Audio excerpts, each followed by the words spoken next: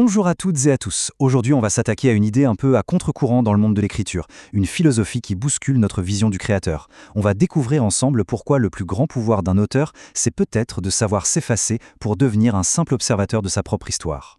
On commence fort avec cette phrase « L'écrivain n'est pas un être omniscient du scénario qu'il a écrit ». Ça remet tout en question, pas vrai? On a cette image de l'auteur qui tire toutes les ficelles. Mais si ce n'est pas le cas, alors quel est son rôle? C'est une idée qui change complètement la donne.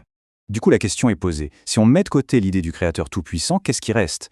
Ce n'est pas qu'on enlève tout pouvoir à l'écrivain, pas du tout. C'est une transformation en fait, et on va voir que ça mène à un rôle beaucoup plus subtil et peut-être même plus fort. Mais avant de tout déconstruire, revenons à la base. Il faut reconnaître le point de départ de tout créateur, ce sentiment de puissance immense qu'on croit avoir sur notre histoire. C'est ce sentiment familier, grisant même, de contrôle total sur le monde qu'on est en train de bâtir.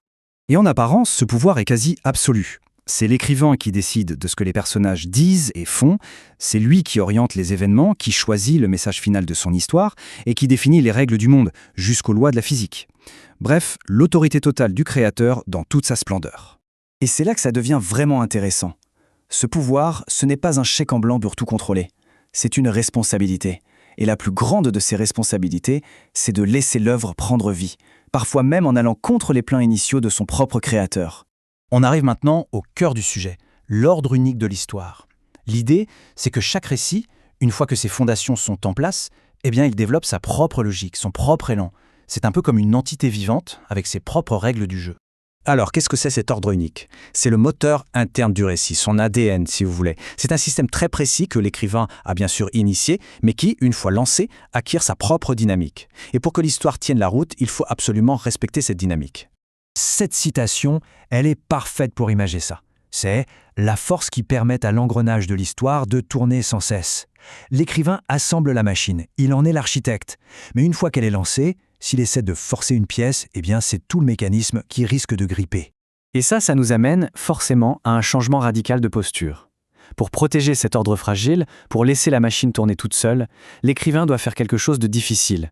Il doit volontairement descendre de son trône et adopter un rôle complètement nouveau. Le point crucial, il est là. L'écrivain ne peut plus intervenir comme bon lui semble, juste pour satisfaire une envie. Même s'il a tout créé, la moindre interférence un peu arbitraire risque de briser la cohérence de l'histoire. Il doit apprendre à résister à cette tentation de tout contrôler et à lâcher prise. La comparaison ici est très claire. D'un côté, on a le créateur qui intervient sans cesse, qui microgère et qui au final perturbe l'équilibre. De l'autre, l'observateur qui, en prenant du recul, préserve l'harmonie et l'intégrité de son récit. On passe vraiment du contrôle à la confiance. Et nous revoilà avec notre image du début, mais cette fois la suite de la citation éclaire tout. Le rôle de l'écrivain se redéfinit, il devient un observateur silencieux qui se contente de regarder le processus du début à la fin de l'histoire. Il n'est plus le marionnettiste, mais le tout premier spectateur de sa création. Le plus attentif, bien sûr. D'accord, mais quel est l'intérêt d'adopter une posture qui a l'air si passive? La récompense, elle est énorme. Une histoire qui sonne juste, d'une précision et d'une authenticité incroyables.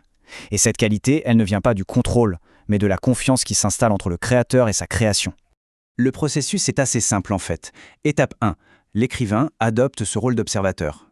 Étape 2, les éléments de l'histoire, les personnages, les événements, se mettent à agir selon leur propre logique, comme s'ils faisaient confiance au fait qu'on les laissera être eux-mêmes. Et l'étape 3, c'est le résultat, tout s'emboîte parfaitement, chaque élément remplit sa mission. L'histoire devient plus crédible, plus puissante.